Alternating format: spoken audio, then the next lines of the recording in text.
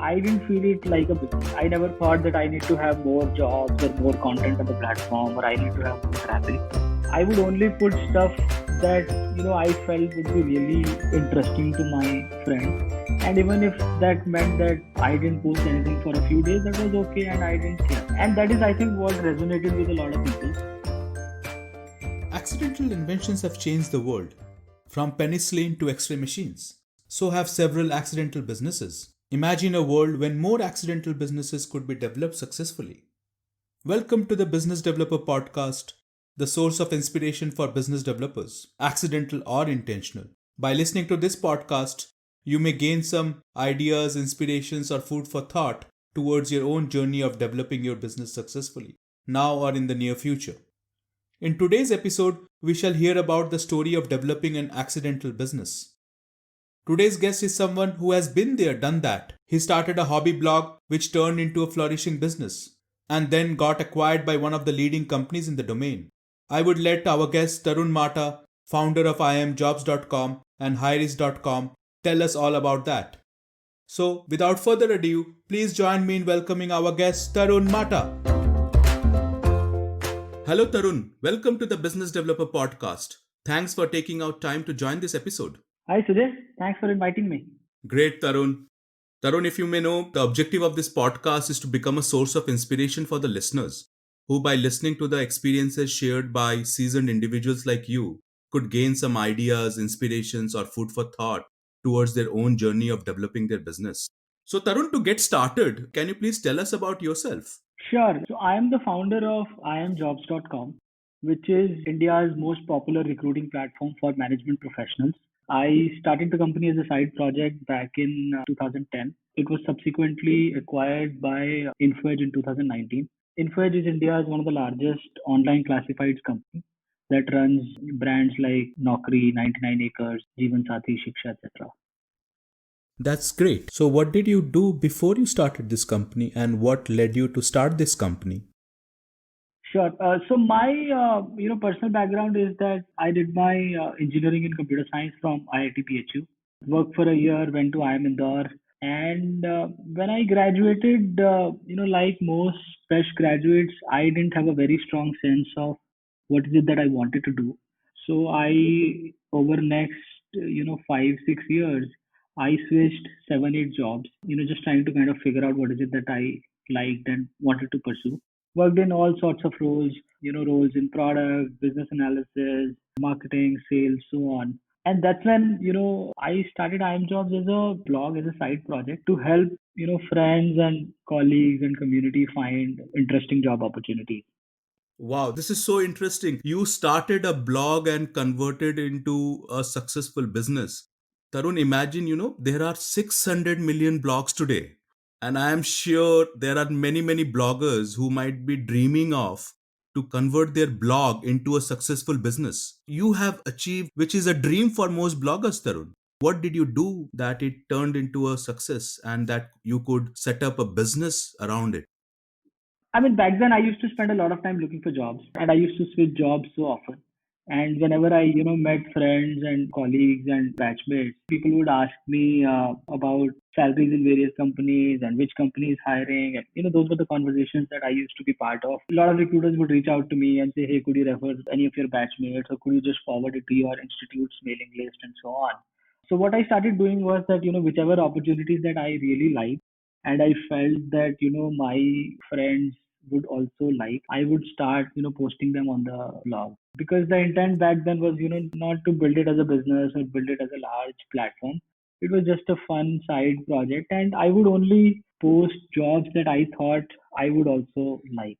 Apparently people like that, and the word spread and kind of started to get extremely popular on its own. So that's how it got started. So you really focused on the content, if I say, and for the blogging world at least, and for many domains and businesses, content is the king. So you were focusing on bringing the content, and you having switched so many jobs was actually the reason and foundation behind it why you could make it happen. I didn't feel it like a business. I never thought that I need to have more jobs or more content on the platform or I need to have more traffic. I would only put stuff that I felt would be really interesting to my friends. And even if that meant that I didn't post anything for a few days, that was okay, and I didn't care. And that is, I think, what resonated with a lot of people. And I think back then it was difficult to find high quality, interesting jobs online. And the other thing is, I realized much later was that job search is a very high involvement category, right? And when people are looking for jobs, they would invariably ask their friends to refer. When people switch jobs, people ask about salaries and how they found those jobs and so on, right? So anything interesting or valuable that happens in the job search space, the word spreads much faster. There's one element of lot of help to the community there, right, to the society. And it seems, hearing you started with that objective to help people around you with their job searches based upon the experience you had and based upon the information that you received through your own job searches, right? Yeah. Back then there was no intent to, monetize or any sense of how do we build a business. It was just, and I would mention the contact details of the recruiter, and it would say, hey, if you want to reach out, please write a mail to this particular person or call this number. That was interesting. Yeah. So what happened then? So you were putting in good content. Was it then bringing traction? If you remember, and I know it's a quite long time back, about 10 years or so, how long did it take to get a lot of attention and the viewerships or the readerships actually peaked? It started to grow on its own, and I didn't have any background in either recruiting or consumer internet. And any growth that I saw in traffic seemed like huge growth because I had not seen anything, right? And it seemed interesting that my friends or people around me were aware of the platform. I would get emails from random people on the internet saying, hey, this is such a great initiative, or people saying, hey, I got this opportunity or I got this job through this particular posting on your site, or getting mails from recruiters saying, hey, we hired somebody who came from the platform. All that to me was extremely fascinating, right? Because I had by then worked for 6 7 years. For the first time I felt that there was some meaning to what I was doing, and that is what kept me going. And then I also started reading up about early success or early companies in consumer internet in the US. And I figured out and I realized that most of those companies started as, hobby projects and side projects and grew extremely popular. And it was fairly common for some of those companies to not focus on monetization or delay the monetization and kind of build the platform. So that kind of gave me the comfort. And I felt that, if the platform is valuable and if people are able to find jobs and if employers are able to hire candidates through the platform, we would at some stage figure out a way to monetize. So that was the thought process back then. I am really amazed talking to you and visualizing what you've gone through is really amazing. Now, then, if you take the thinking forward, your blog was getting popular, people were reaching out to you, you were deriving your personal satisfaction from it, and that's how you loved doing it. I'll say you enjoyed doing it. At what point then you decide, no, let me give my singular focus to this, and I want to only do this, leave my job? At what point did you decide to take that leap of faith to make I am jobs, the blog, as your singular focus? One of the things that was happening was that I was getting so many jobs that I would stay up, late till 2, 3 a.m. just to kind of, respond to emails that I was getting and to post those jobs and, so on. That I, felt that it would probably make sense to do this full time. There were two, three things that were very interesting from my standpoint. One was, that there were four or five large companies in this space, deep pockets, spending a lot of money in advertising and promoting their platform. And I had this small blog which was getting popular word of mouth and growing on its own. So I felt that, there is some value that is being generated in the system and I need to enable more of it. So that's when I kind of decided to quit my job and do this full time. Again, I didn't have a sense of how do we monetize it. I had never bought or sold recruiting products before that. But again, the view was that if we create value, we'll figure out some way to capture it. And I also felt that employers were anyway spending money on similar products and services. So I felt that, if we could build something interesting and valuable, there is no reason why some of that budget would not shift to us. So that was the thought process. From a personal standpoint, I had saved some money. And I think one of the things that I did right was that I gave myself time. I felt that, I was not in any hurry to be successful. And I felt that, with the money that I had saved, I had a runway of, I think, 2.5 years. And what I did was I just kept my cost really low. And there was a high level of confidence that, if I could give myself a few years, I will figure it out and make it work. So that was the, belief and thought process back then. That's great. And it was on a foundation that you enjoyed doing, like doing, right? So you could take that pain for that, at least even if you didn't have initial revenues, you had that satisfaction. Yeah, absolutely. So I loved it. I loved the fact that, it was meaningful to a lot of people and it created impact. And the ambition back then was just to kind of make it sustainable, right? And I felt that if I could somehow bring it to a level where, I start covering my cost, then I can do it forever. And I felt that will be a great state to be in, where I could do whatever I enjoy doing in a sustainable way. Yeah. So you did not create that pressure on yourself on going for revenues, and by keeping your cost low and the savings that you made, and you could then focus on content and helping the community around you. I think it is also important to understand, that recruiting platform is a network effects business, right?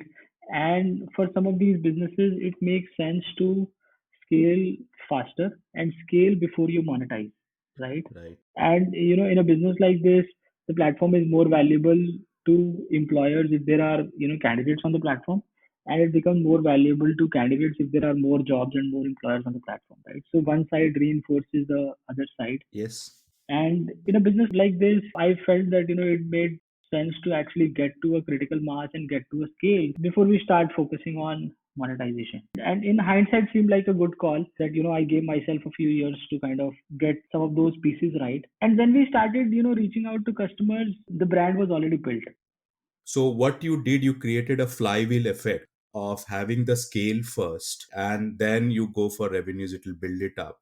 And that is very much critical for most network business, and including the recruiting business, which is very much network oriented business. So that's what I wanted to bring in for listeners to understand, is to think about when you are working on a network business, think about building up the scale there, and the scale most likely would come in through the content that you're putting in, and to have singular focus on content and not be rushing to actually start looking for revenues that might impact your content and which will maybe have a downward spiral effect.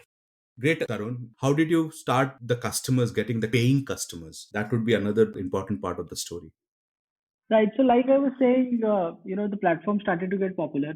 And, when we started reaching out to customers, we realized that most people had already heard about IMJob. Most of them had used it also. So, that kind of, gave us the credibility, when we called them up and we met. Some of our initial conversations, were about how do we, because our offering was all free, right? So, they could just post jobs and they could, any candidate who liked would reach out and so on. So it was extremely important for us to figure out what is it that we can offer to them that they would, pay for. Right. And I think we moved really fast on some of those things as we kind of met customers. We got a lot of feedback on the platform. We also got a lot of feedback on other services and other products that they were using. And that kind of helped us figure out what are some of the things that we could build. And that's how the journey started. We were able to kind of sign up a lot of customers really fast. And we would just flow back whatever revenue we were generating to hire more salespeople and hire more engineers, and that's how it kind of got started. Then actually you looked at product market fit, looked at your revenue model. Correct. And then once you have customers on the platform, then customers guide you. And for a lot of things that we did, we kind of co-created with some of our anchor customers. And I would personally spend a lot of time traveling and meeting customers. Initially to sell, but later, just to kind of get a sense of how they're using the platform, how they think about some of these things. What are some of the interesting things that, we could do that nobody else is doing? And all that came out in, some of those conversations with our customers. And Tarun, you brought up 2 points. You talked about anchor customers, right? Tell us about that. And the second part was you talked about having closeness to the customers. So one of the things I realized was that most customers and most executives liked meeting entrepreneurs. And they have obviously, most people who are in decision making position, they get reached out by salespeople and they get pitched all the time. They were very happy to meet me as an entrepreneur, and I, in those conversations, didn't sell them anything. And those meetings were about understanding the landscape, understanding some of the problems or challenges they were facing. Often they would have ideas around things that could be built, or things that they saw elsewhere, or sometimes it was about some of the things that they were doing well internally, that we felt that we could do it for some of our other customers. So there were tremendous learning in those conversations.